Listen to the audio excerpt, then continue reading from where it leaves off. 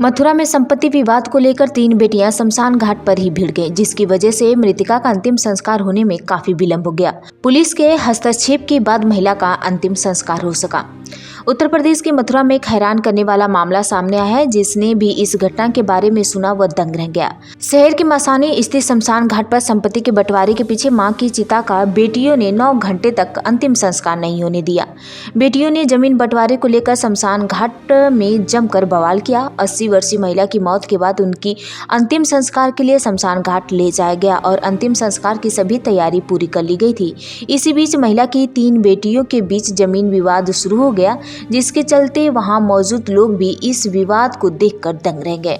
बताया जा रहा है कि मृतका महिला का कोई पुत्र नहीं था, इसकी 3 बेटियां थीं। मृतका अपनी एक पुत्री के पास रहकर ही अपना जीवन यापन करती थी। बताया गया कि तभी पुत्री ने मां को बहला फुसलाकर या मां ने अपनी सेवा देखकर करीब 1.5 बीघा खेत बेच दिया।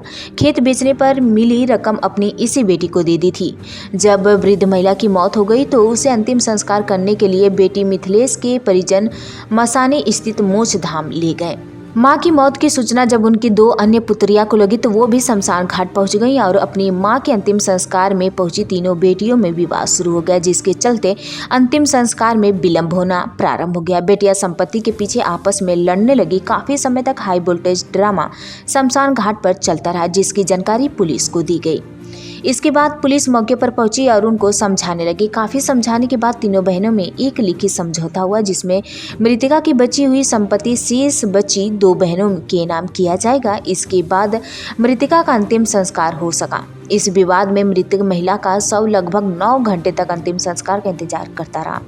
अंतिम संस्कार में शामिल होने के लिए आए लोग भी इस विवाद को लेकर तरह तरह की चर्चा कर रहे थे।